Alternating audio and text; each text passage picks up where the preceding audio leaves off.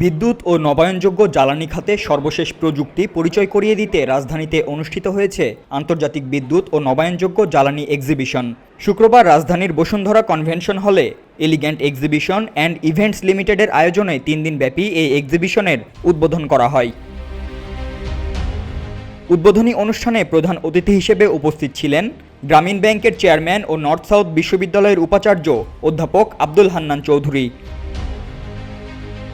উদ্যোক্তারা জানান, বিশ্বব্যাপী নবায়নযোগ্য বিদ্যুতের চাহিদা দিনের পর দিন বাড়ছে, আর এজন্যই বাংলাদেশে বিদ্যুৎ ও নবায়নযোগ্য জ্বালানি খাতে সর্বশেষ প্রযুক্তি পরিচয় করিয়ে দিতেই এই আয়োজন করা হয়েছে। এই এক্সিবিশনে এসে এক্সপার্টদের কাছ থেকে দর্শনার্থী ও উদ্যোক্তারা ইন্ডাস্ট্রিয়াল সোলার পাওয়ার প্ল্যান্টের বিভিন্ন বিষয় জানতে পারছেন।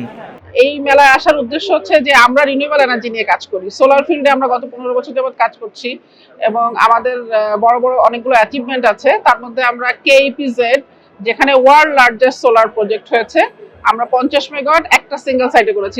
বর্তমান এলপিজি নিয়ে যদি আমি বলি, উমেরা বাংলাদেশের number 1 LPG in terms of retail business, in terms of corporate sales.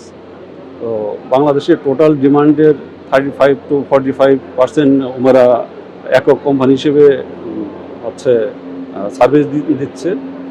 R উমেরার supply chain অনেক স্ট্রং, অর্থাৎ ব্যাক এন্ডে যে কাজগুলো হয় সেটা অনেক স্ট্রং, এবং উমেরা প্রত্যেকটা সেকশনেই কমপ্লায়েন্স এবং সেফটি মেনটেন করে সব কাজগুলো করে।